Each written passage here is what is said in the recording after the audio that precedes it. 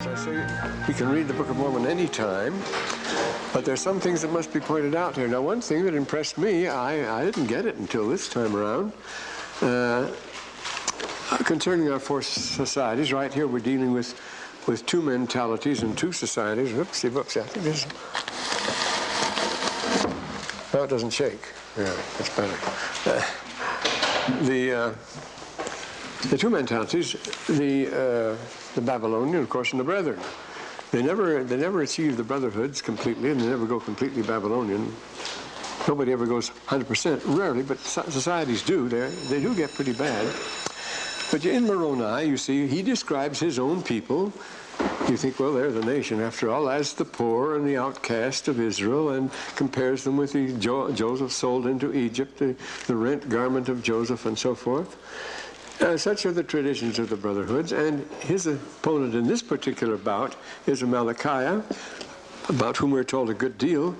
The people here, right in this chapter here, the one we're dealing with right now, about the nature of these people. There would be the nobility at the end, the 45th verse, the last verse of the 45th chapter, rather, tells us that they were those who had achieved great wealth and considered themselves nobility, and they are the would-be overlords, the powerful, the well-born. They call themselves the king men because they want a king, and their culture is Babylonian, so we have these two. Now, throughout the Book of Mormon, these two are in conflict. Not just these two, you notice that.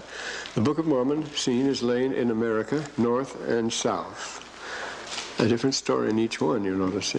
We have here the perennial Latin American history, which has been what? North or South and Central America. It has been the rich, the arrogant, the landlords, the estancieros, the hacienderos, the tempting to take and hold by force what they think is their own. They're always staging coups, and they have to. But you find always this conflict, you notice, you see, in Latin American history. Are these people claiming superior birth and constantly attempting to hold their position by force and succeeding, usually, and staging coup after coup if necessary, against the great majority who live as poor outcasts in the land most of the time. They're the campesinos, the paisanos, and so forth. Always between these two, it is still here. In North America, you don't have that, you notice. You have another contest. You have pioneers grabbing all they can take, everything up for grabs. Not all of them are idealists. Then you have a very truculent white father in Washington. Washington was the most benevolent of all toward the Indians. But since then, policy has been very, very truculent, and so we have the other two. We have the warlords against the primitives, or the... you needn't call them primitives. You can call them the... what are we calling them? The which?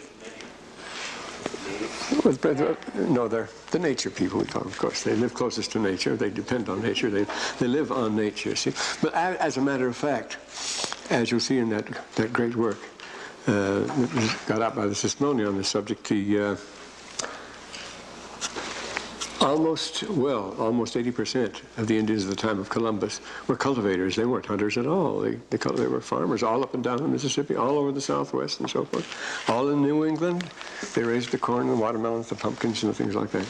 But against these two, the two lower cultures, see, on the same scale, the warlords and the primitives, see. So it's understandable why we have always taken, Washington has always taken in the Central America, when we've interfered in Central America, we've nearly always taken the sides of the warlords, you see. The two cultures on the lower scale, the warlords and the primitives, are engaged in the same contest as the two upper ones, Babylon versus the Brethren. Now, the Book of Mormon scenario seems to support the final conclusion of the little heart that we mentioned the last time, namely that real driving force in the struggle lies with the abilities and ambitions of certain outstanding individuals. And that's certainly the case here, what we have here. The two peoples here, we're told, the two armies, and we're told that again and again, they have no quarrel with each other, any more than we did with the Germans and the Japs. Our quarrel was with Hitler, as far as that goes. A personal feud between, say, Hitler and Chamberlain, not Hitler and Chamberlain, but Hitler and, oh boy, I'm trying to find out, right? And Churchill, of course. And they are the brethren, the quarrel between men and the men that lead them, yes, as far as that goes. In this case, Amalickiah has the well-known desire to be cosmocrator. He wants to rule. See, he wanted to be king of everything. He didn't make any difference whether it was Nephites, Lamanites, or anything else. He had his plans to take it all in, and he went step by step. He had it all planned out, and he worked it out very carefully, very skillfully, and now he's commanding a huge army. But he's no longer commanding the Nephites because of this abrupt setback they have at the point we reached, where they couldn't take one town. It made all the difference in the world. The Book of Mormon is telling it like it is, even to this day, then, and that's why it behooves us to pay attention here. Now, I think we'd best follow off here to save time. Never done this before, but I follow the handbook here. Might do that, see? But we got down to where they couldn't take this one place. Notice well, here we are, 23rd. The chief captains were all slain, and more than 1,000 of the Lamanites were slain. There wasn't a single soul of the Nephites that was slain. Well, that was a great disappointment. Why should they give up there? They were way ahead, but the campaign completely collapsed. Campaigns do collapse as far as that goes. Churchill's great Italian campaign completely collapsed. After a tremendous expenditure and great superiority, it went to nothing. The same thing with this market gardening thing into the Netherlands. Monty's dagger thrust at the heart of Germany and so forth.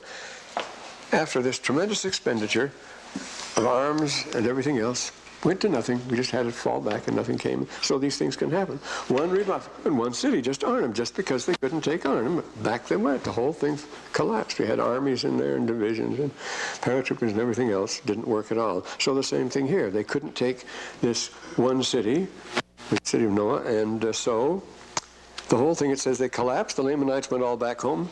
The Lamanites, when they saw that their chief captains were all slain, see, they had no more leaders, they fled into the wilderness. They went back home again and went back to inform their king Amalickiah what had happened. Notice here, Amalickiah, who was a Nephite, his army is Lamanite now. He hasn't got a Nephite. He's got this big, huge Lamanite army behind him.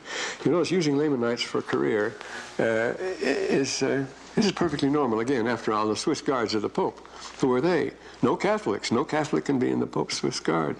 They all have to be Protestant, because that means they can be trusted just for pay and pay alone. They're not interested in politics or anything else. And the same thing, we use the Contras to do fighting down there, you see. We're not getting in there at all. We've been using them. Or the Varangian Guards. They were the backbone, of course, of the defense of the Byzantine Empire. The Varangian Guards were recruited from the Russians and the Rus and the Goths. They were a mixture of barbarians, and they were paid, but they ran the country, and they put emperors in and out just like the Praetorians did in Rome. Or the Mamelukes for centuries, who ruled in Egypt because they were nothing but slaves who had been liberated when they became Muslims and formed into soldiers. But they couldn't be Egyptians. They were the guard. They were the palace guard. But the Mamelukes, then they ruled the country until it was in 1811 that Muhammad Ali, in one night, had a massacre, and they were all slaughtered. That ended the rule of the Mamelukes. But they ruled until that happened. So it very often happens, see, that a person rules by an army that isn't his own people. And that's the only kind he can trust, as a matter of fact. They'll accept pay, they'll accept reward, and nothing else. Nothing else holds them. But when Amalickiah found that the whole thing had flopped, he took that as a personal affront. He did get angry. He blew his top. He screamed and ranted and had a tantrum as only a general can. He was exceedingly wroth and did curse God, swearing that he would drink, with an oath, he would drink Mormonized blood. See, it's this personal rivalry between the two, of course, the same sort of thing. Then this was in the border, but he fell back. They had to lick their wounds for a while because he fell back, and there was a period of peace and prosperity. It only lasted 5 years, this peace and prosperity. And then in the 50th chapter here, things were too good to be true. Moroni knew that, and so he went right on. After all, this was not a real stop. The army was still intact, and Amalickiah was still determined to use it, his forces. So Moroni went on fortifying things and commenced the standard fortifications, the ditches and the palisades, the top of the timbers, the height of a man, and so forth, and the pickets and the towers, the lookout towers and the places of security, and all these things in the first part of chapter 50. And then there's this salient. It's impossible to draw a map of this, except that you know that there was there was a line running from east to west, the main line, and there was a salient out here in the east. There was the sea here and the sea here. That's as much as we'll dare to say. And he has to straighten this out. He does it very nicely. This is very, very nicely expressed in, you might say, in technical terms here, where he says in the 7th and 8th verses here. See what we have here. Yes. First of all, it's necessary to move a dangerous salient over on the east coast. The area was cleared of Lamanites. Notice they drove all the Lamanites who were in the east wilderness into their own lands. They were soldiers. That was Lamanite country. They had just settled there. They drove them out because they weren't going to straighten the line here, which makes it, of course, easier to hold, much easier to defend. You can't have flanking or anything like that. And then what he did to them, he settled his own people there and colonists from Zarahemla, people who were already there. And so it says here. And in the 9th verse, you see, took their own, which went north. He caused that the inhabitants from the land of Zarahemla should move in, and the land around about should go forth into the east wilderness and possess the land. So they settled that. It was settled by Lamanites and people from Zarahemla. And the reason was, as he says in the 8th verse, the land of Nephi did thus run in a straight course from east to west, a much easier line to defend. But he was no fool. He wasn't going to have a Maginot line there, not him. So we straightened it out. You can see that be a very dangerous salient otherwise. So then he went on with his fortifications, fortifying them in depths. You notice fortifying the land between the Nephites and Lamanites. The land of Nephi running from the West Sea by the head of the river Sidon. That's the head of the river. I suppose that's the source of the river. Well, it's the head of the river where it empties. I don't know. Sidon goes the other way, I think. Well, the Nephites possessed all the land northward of the land Bountiful. And so this is Bountiful here. And they have all this land north-south. Is the Lamanite land at this time, the country at this time. Bountiful is the one strong place that the Lamanites never can take, almost never. They hold on to that to the bitter end. Well, what's going to happen here? And Moroni, with confidence building up, his armies increased daily, and he began the foundations of the city. And this is his building in depth, you notice. Found cities everywhere. Now, can you found cities so quickly and easily? The 14th verse here, the 15th chapter. They began foundation for a city of Moroni and a city of Aaron, joining Aaron and Moroni. They called the name, notice they joined the borders together, the name of the city Nephihah. A very interesting ending there. And they also began in the same year to build many cities in the north. Well, if you know the Hopi record and Tazuni, that's exactly what they do. They settle. It's hard to believe to go to an ancient city. You go from Moenkopi, and it looks just exactly like Walpi. But Walpi's been there for 1,000 years, and Moenkopi was only founded in 1906. They moved them all around. They shift them. The Shipongpi, Shamalpi, Awatobi was destroyed, according to the 16th century, and then they rebuild them. They move all over. They're constantly moving. They move up to Pima.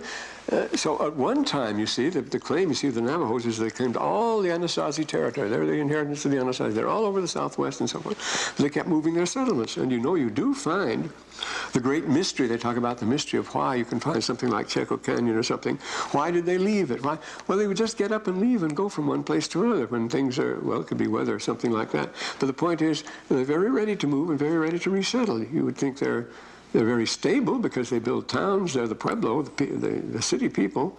But they do move and they do resettle, and they do like to spread out and form different settlements, sometimes large, sometimes small. That's what he's doing when he calls it a city, anything with walls around it in this case, and anything defensive. And they began the same year to build many cities on the north, and so it went, you see. The Lord prospered them extremely. They blessed with a post-war boom here in the 18th verse. Prospered them exceedingly, and they became exceeding rich.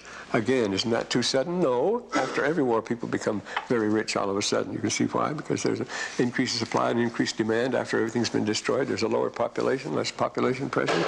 Everybody can profit a lot. There are lots of deals around after a war.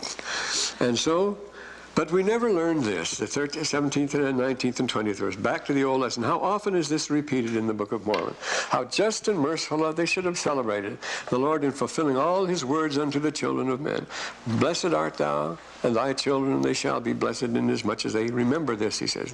But remember, inasmuch as they will not keep my commandments, they shall be cut off. And of course, there had to be now a land squabble. This always happens. You're going to have this. The people, you can't hold them to that.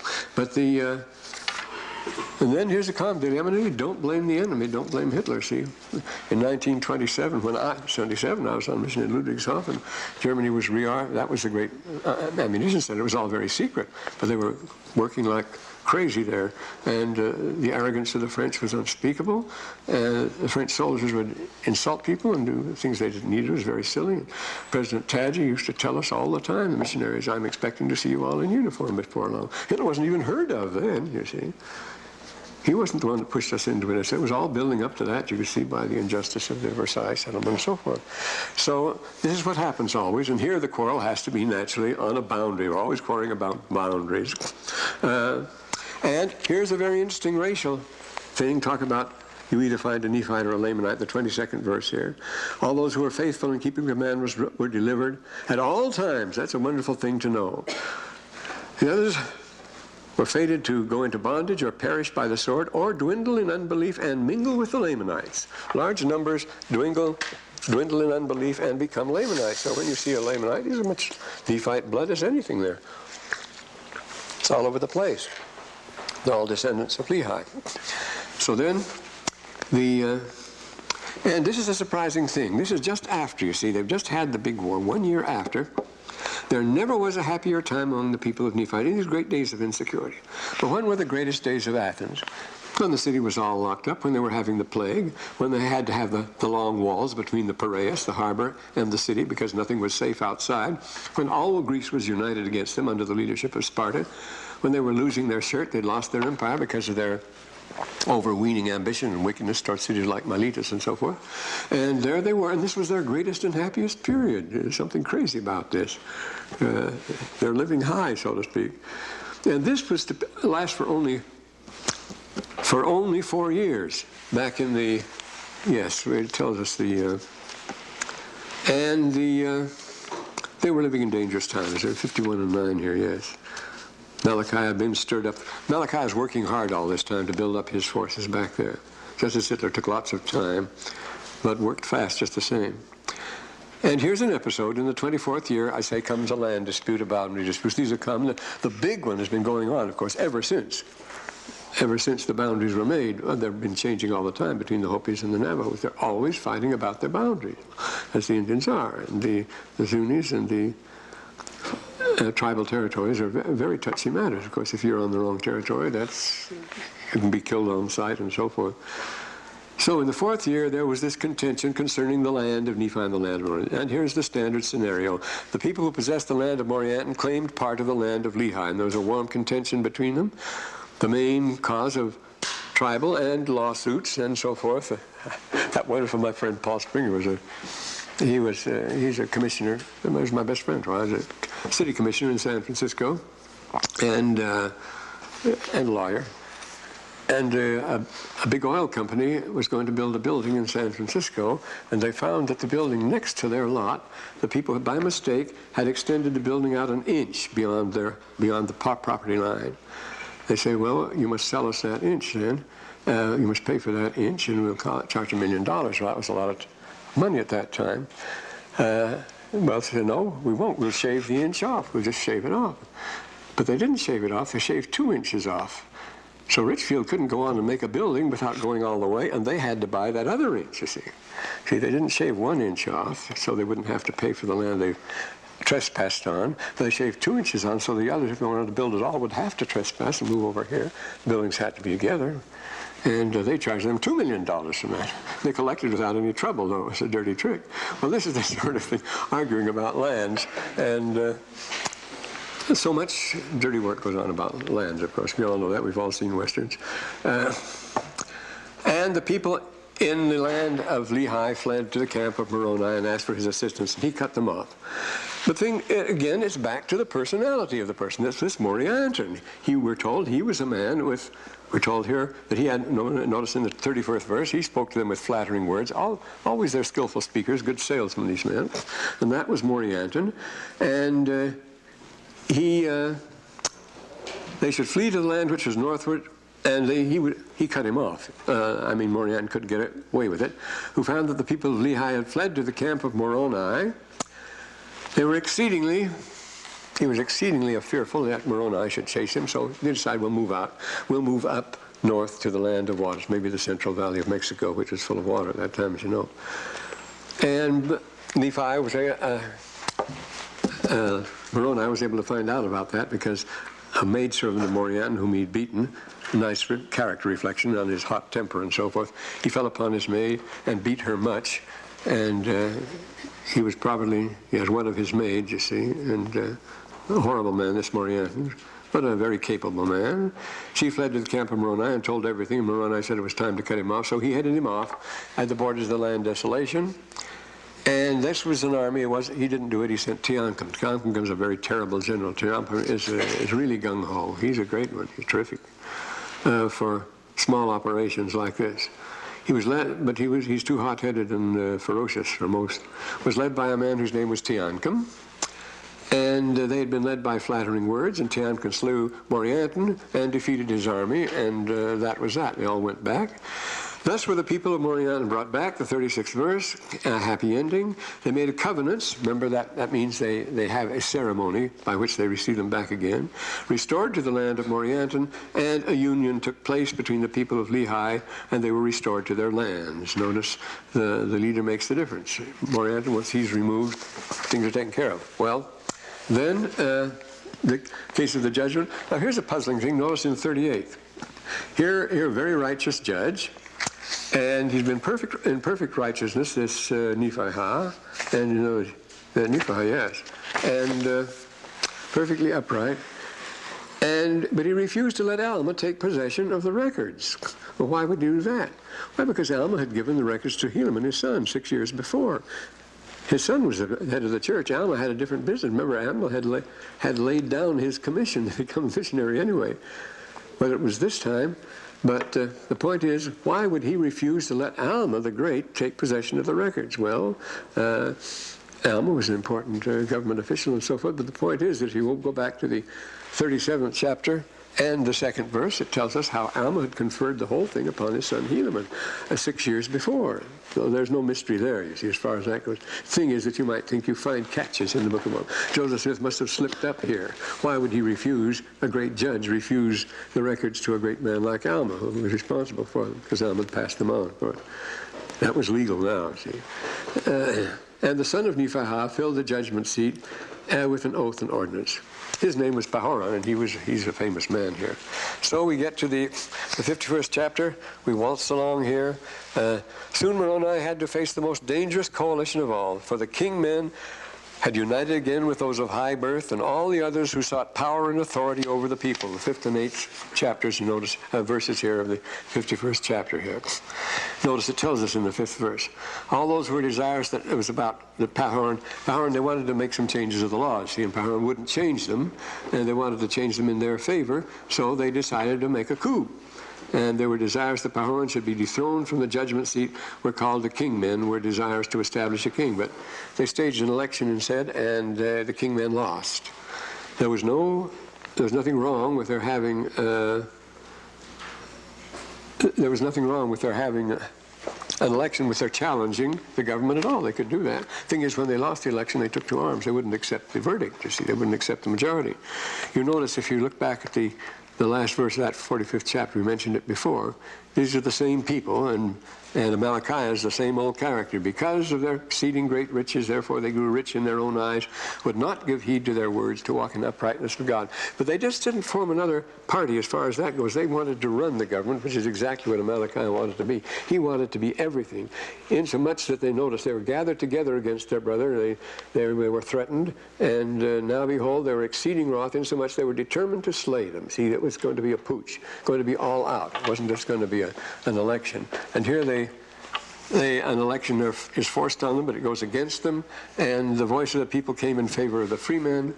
Now, those who were in favor of kings were those of high birth, here we are again, who sought to be kings. Everybody thought that he was in royal line because they were all related to the king. And they were supported by those who sought power and authority over the people. There's a coup. Thereafter. And Malachi had again stirred up the Lamanites. Malachi isn't here. These people are among the Nephites. See, Malachi is on the other side, but he's got his Lamanite army, and he's stirring them up again. And he gathered together a wonderfully great army. Notice, and of course, the best interest for these people, once they'd lost the election, would be to join with Malachi. And so they plan with him, they plot with him, and from this time on, see, they're plotting against the country here. And Amalickiah did himself come down at the head of the Lamanites. This time he did. Notice, Amalickiah is now no longer, it said Amalickiah the Nephite, who is leading the Lamanites. Now Amalickiah is the leader of the Lamanite army. He's identified himself completely with the Lamanites, and he's leading them. It's his personal army, again, like the Mamluks or the Varangians or the Praetorians. And the kingmen were glad. See, they were aware of what Amalickiah was doing, and they wanted to give him support. So they refused when Moroni, now it's time to arm against, he'd been getting ready for them all the time, they refused to cooperate. They wouldn't have anything to do with it as far as that goes. And Moroni, seeing everything going to pot here, was exceedingly wroth. He had a hot temper too, you know. His soul was filled with anger against them. These people, what are they doing here?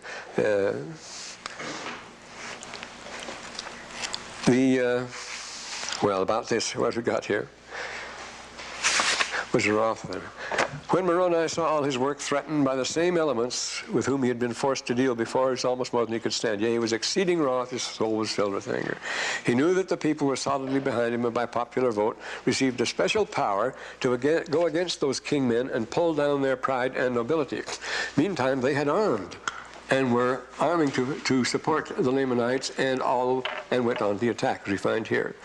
But notice, and it came to pass, because this passage has been misunderstood here, the 17th verse here, came to pass that his army should go against those, his army marches against those of the kingmen and pull down their pride and nobility. He marches against them with their army. It's going to be a pitched battle. Notice here. Their armies did march forth against them and did pull down their pride, inasmuch as they did lift their weapons of war to fight against the men of Moroni. They were hewn down only when they were fighting in the field. That's all. They're not executing them because they're the wrong party or something. As they did lift their weapons of war to fight against the men of Moroni, they were hewn down, but those that didn't were taken prisoner and held in the prisoners. They weren't shot. They were held in prison because there was no time to try them. The emergency was too great to have trials at that time, it says. There were 4,000 of those who were hewn down, but the leaders, you'd expect them to be eliminated. They weren't. They were cast into prison, and there was no time for their trials at that time. They were not killed. So there's a military, not a political contrast. The prisoners of war were not killed. And again, you see, the remainder of those, they yielded to the standard of liberty, and they were compelled to hoist the Tower of Liberty upon their title of liberty on their tower. Now that sounds like an oxymoron, an Irish bull, doesn't it? They were compelled to be free. They were compelled to have liberty. No, the point is here, it must be one flag or another. They had chosen decision by arms, and they had lost. Well, the winning side hoists its flag. That's all there is. And they were good Nephites. They're supposed to have been Nephites. These are the ones that had agreed and given up. This is the policy Moroni always follows, and had gone back to being supposedly good Nephites. How reliable, I don't know. Their officers are kept under guard, and those that were slain were all slain in battle as they raised arms to fight. So the victor's flag goes up, of course, and thus Moroni put an end to the kingmen and their stubbornness and pride of those who possessed the blood of nobility. But they were brought down to humble themselves like unto the brethren, and to fight valiantly for the freedom and bondage, and they joined in after that. This happens before too. Behold, it came to pass that while this was going down, having all this trouble just among themselves, Amalickiah was building up a tremendous army, and now the Lamanites came into the land and caught them completely by surprise and overran everything. Well, where is Moroni's skill? Where are his preparations? They overrun city by city here, showing they were small. They hadn't even been built yet completely. Notice this is what happened. They came to Amalickiah, took possession of the city, first of all, the city of Moroni, and drive them, slaying many, and they would flee from one city to the next and throw everything into confusion. The army would come along. It's a real blitzkrieg, you know, possession. And those who fled out of the city of Moroni came to the city of Nephihah. It's like check dams, you know, up the canyon. They think they'll hold back the flood, but they're a bad thing because they're weak dams, and the one that breaks first, that doubles the force of water. It comes down and easily breaks the second and then breaks the third. So they've stopped check dams in California, which used to be a policy, because they just made flooding worse. Because one of the little dams is bound to break, and that just doubles the mass of water behind, and then it goes down. So this is, and they came, notice, city of Nephihah and also the people of Lehi gathered themselves together and made preparations to receive the Lamanites. And they went to battle, but they kept them down by the seashore. Well, and he went on, he had to hold back, notice, he wouldn't suffer his force to go to back. He had to hold back some in reserve. You have to have a reserve. This reminds me so much of the night of the 16th of December in 1944. I was in charge of the intelligence. See, the 101st, we had gone into a rest area at a place called Mormon, just behind the lines there, and behind the Belgian line, and I had to keep up the situation. Everybody was resting. It was all over. Nobody thought it was serious, but it was very serious, and I could see it coming for several weeks. And that night, all of a sudden here, Malbedy, Visay, all these places, suddenly the Germans are here, they're here. Well, how did they get there? The general was absolutely amazed, everybody. Well, I wasn't amazed. I've been telling them that for weeks. I knew how it had built up. But they achieved in the Battle of the Bulge complete surprise. You see, there were the 6th Panzer Army. They had 12 Panzer divisions, 12 armored divisions. They had 29 normal divisions, all break through at once. And we didn't even know they were there, didn't even pretend. They kept such secrecy and so forth. But the signals were there all the time, and we wouldn't take them. This is the way it happened. They had Manteuffel's 5th Army, and he was something. And they had Sepp Dietrich's 6th Army. And these were tremendous. The last fighting force that Hitler had, and he was going to throw them into one place on the line where we had 4 divisions spread out. We had them spread out at an average of 28 miles to the division front. Well, the normal division front should be 4 miles to hold, 5 miles at most. 4 to 5 miles a division should hold. But we had each division holding 28 miles because we said, well, nothing's going to happen there. This is the Ardennes. They can't come through the Ardennes, these woods and so forth. And everybody felt perfectly secure. I say I didn't. I felt very nervous. And I told the general, and he always complimented me about that after, well, you certainly called your shots that time. But it didn't do any good then. But then about 2 o'clock in the morning, a captain staggers in, his face all muddy, all black, torn, uniform and so forth. His whole company had broken and just scattered. There was nothing left of them at all. And this is the first we heard of them. So the next morning they had to go out and jump into these big gondola trucks, get all the men into them and haul them out to Bastogne, to hold Bastogne. And that was one of the great epics of the war, the holding of Bastogne against all these German division, but throw them all in, but it caught them by complete surprise. No reason at all.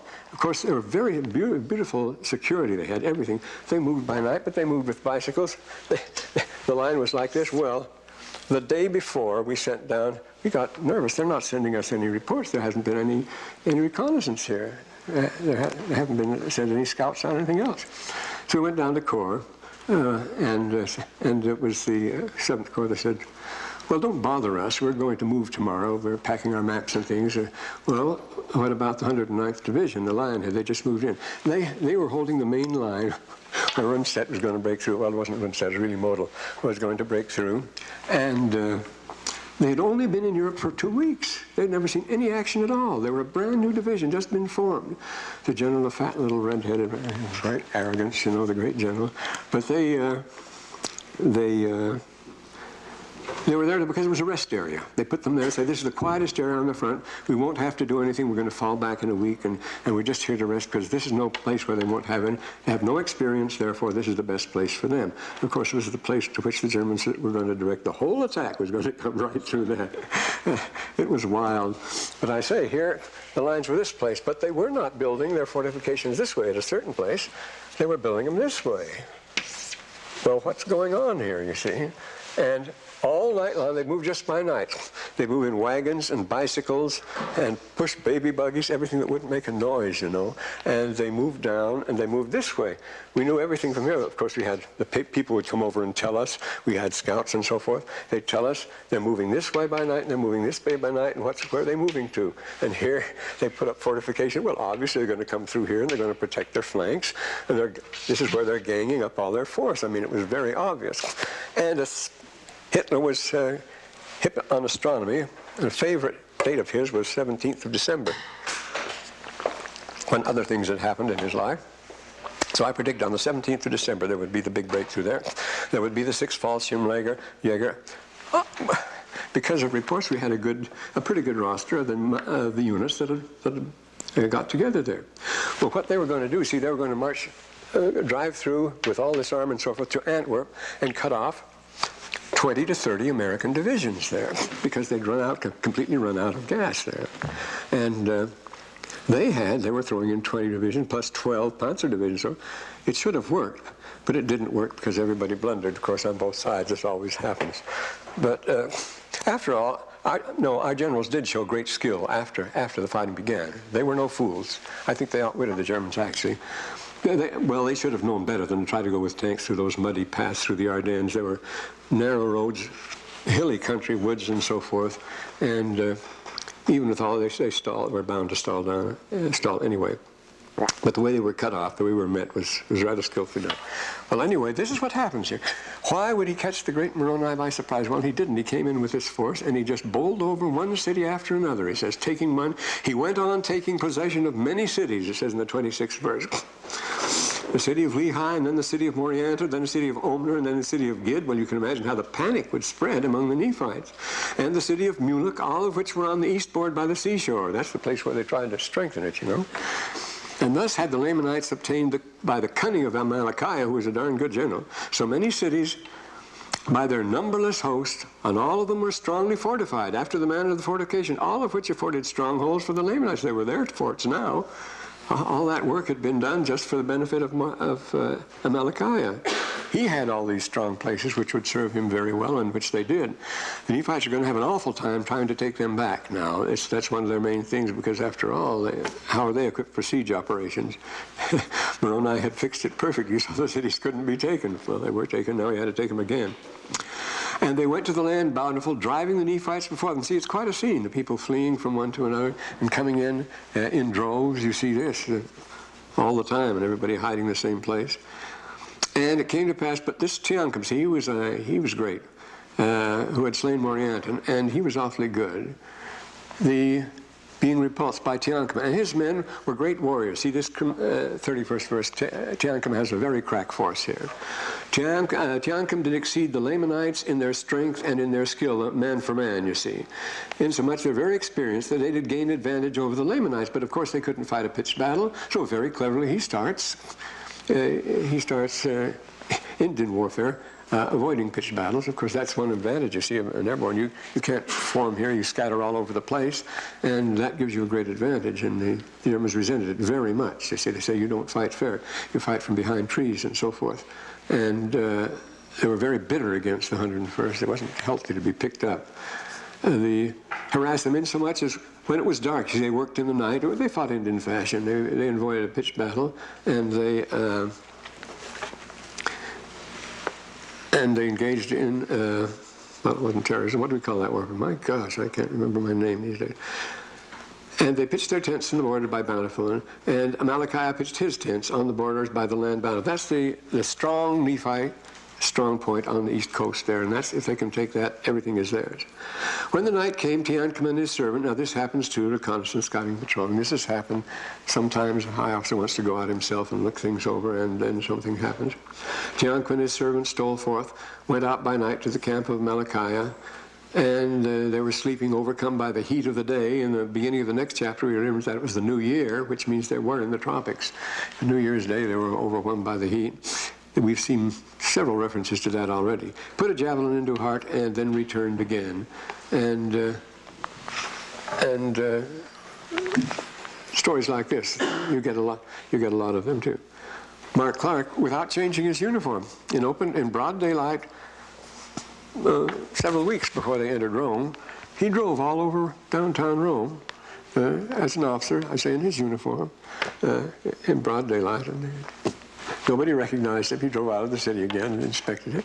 The same way, the New York Times, to put a test to our security, had 3 or 4 fellows dress up as German submarine officers in their uniforms, and talk nothing but German, ride the subways all day, walk around New York loudly talking German, in Nazi uniforms with swastikas and everything.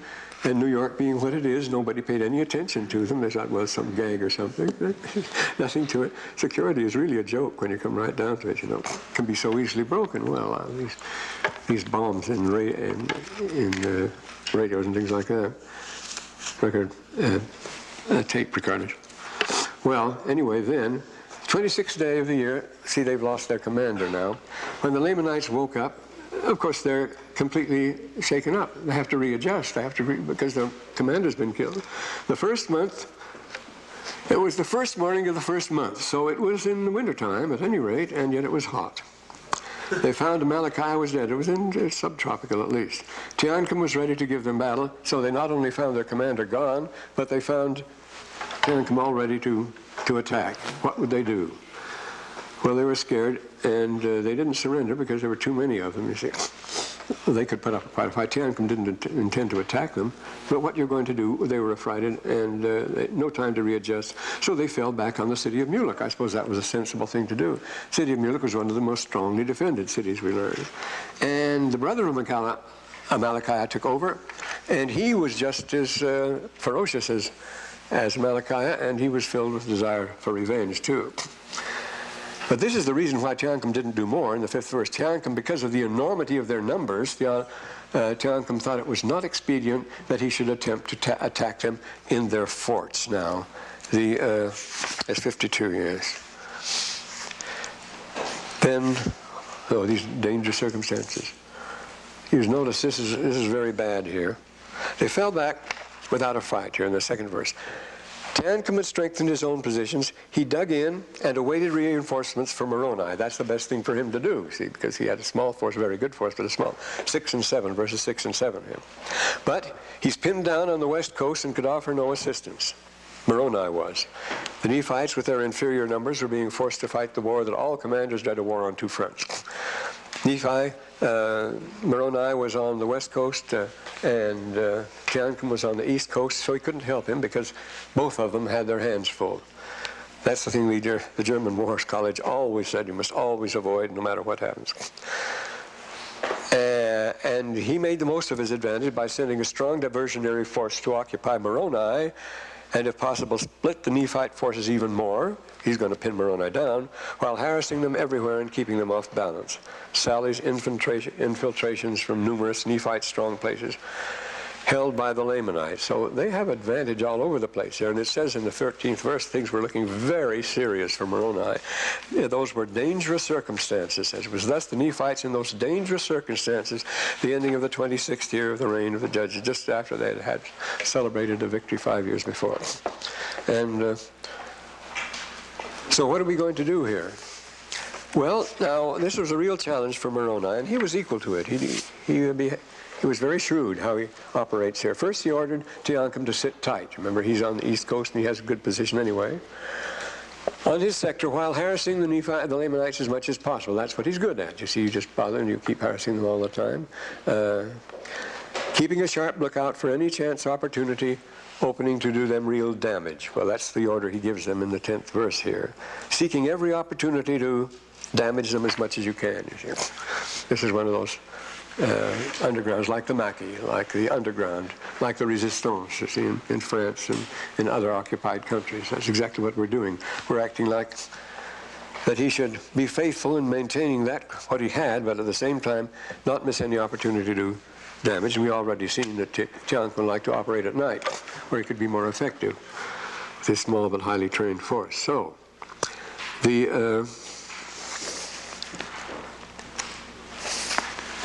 where are we now? Oh yes, here's a neatly authentic touch here.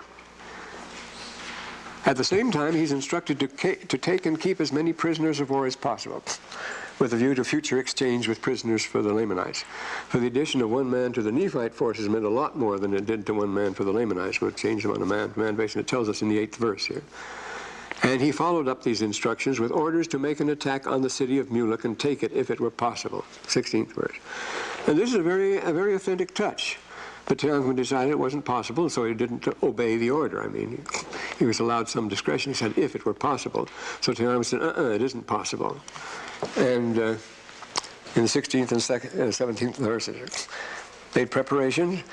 Teancum made all the preparations to make an attack on the city of Mulic. But what did he find out on scouting and patrolling? He saw that it was impossible, and he abandoned, and he gave up the enterprise, and that was that. And then Moroni came with an army to land Bountiful in the latter end of the 27th, and they had a council of war. The chiefs come together now. Bountiful's far enough away from the Lamanite forces to be safe, so they go there and held a top-level council of war and to study the situation. And it was agreed that the first thing on the agenda was for the united forces of Teancum and Moroni to take Mulic, which was the eastern anchor of the main defense line, 18th and 19th verses there. But how could you take this major city? It was the most strongly fortified. It was the object they all wanted. Well, the first step was illogical, and they used the ancient custom of warfare, which is allowed. You challenge them to come out and meet you on a fair field. That was what you do. It says I treated that at some length in an article in the Western Political Quarterly, this coming out to challenge and so forth. And the Nephite commanders issued such an invitation to the comfortably ensconced Lamanites who refused to come. Of course, they'd have been silly to do it, so they naturally refused. And which was the 11th Crusade, the 9th Crusade of St. Louis of France, the 11th of France. It was in Morocco, and all the forces, the city of Morocco, all the forces, his forces, knights in armor, faced the city, all dressed up in full armor, all ready to go, and they formally challenged the Muslims to come out and fight. And they looked down from the walls. And the Muslims, of course, were the originators of chivalry, so to speak, because they always used those methods. That was part of their tradition, too. Very chivalrous people, and bloodthirsty but chivalrous. And naturally they refused because the hot sun was beating down, the hot African sun in the desert there. And here the army of St. Louis was all lined up, and then first one night, but in heavy armor in the hot sun, you can imagine that. First one person would fall from a horse, then another, then another, then another, and the whole army was wiped out by the sun. They didn't have to lift a finger. Of course, they wouldn't come out and fight under those circumstances. Very sensible. What did I do with the water? I'm working on another project these days. I can't remember my own name. The other project's going very well. That's something else. That's no comfort. But here he goes on, you see. So they wouldn't come out. So what are you going to do now? Well, he tries something else. It's to try to decoy them out, and that's what he does. Teancum, our very mobile and able Teancum, he allowed the Lamanites to discover a task force of his moving along the coast, da-da-da-da-da-da, like that. They're moving along right in full view of the city. And they gave it chase, of course. And when they were out chasing them, Moroni slipped in behind them into the city and overpowered the defenders. And since it was Moroni, he characteristically spared them all. He didn't put any to death, who yielded up to the 27th to 25th verses. Then, having settled the city and people on his side, he then immediately, of course, started out chasing the Lamanites along the beach there. And they took the coast route on the heels of the Lamanites, and the Lamanites were chasing Teancum and his small force. So we have Teancum being chased by the Lamanites, Teancum being chased by the Lamanites, and the Lamanites being chased by Moroni, you see. And so you see what's going to happen now. As a secondary division, this is what made the difference now, a small Nephite force under the terrible Lehi had issued out of the main base in Bountiful and met them. This isn't Bountiful. See, this is Mulic. And Bountiful's over here, and he came out and met them head on, and so here we have Lehi, another L, coming out and meeting them head on. Well, what they do, they're confused by the new development, and they decided to go back to Mulic, where they'd be safe. So naturally they turn around, and immediately turn around, they come back, and they find Lehi coming up behind them. And it occurred to them with shock that by dashing forth of that city, they'd left it lightly defended. They better get back to Mulic before it was too late. Another reason it says that. 27th, 28th verses. So bent only on reaching home base in safety, the exhausted Lamanites with Lehi hot behind them ran smack into Moroni's army, you see. Lehi was hot behind them there. And into Moroni's army, and that was enough. They all surrendered. I think that was. It was the last straw, 28 to 32, and they fled in much confusion. They could not obtain the city of Mulic, and therefore Lehi could overtake them before they were wearied because of the men of Lehi were fresh.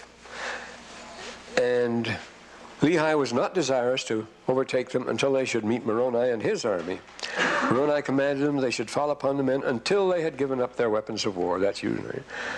came to pass that Jacob, being their leader, being a Zoramite, he was not to be conquered. An unconquerable spirit, he led the Lamanites forth to battle with exceeding fury against Moroni. He cut his way through to the city of Mulic, but behold, of course, it was already occupied by Moroni's men, so he couldn't give in there. And so a furious melee followed. With exceeding fury, Moroni was wounded and Jacob was killed. And then Lehi pressed upon the rear, but the Lamanites of the rear was delivered up, and they delivered up their weapons of war.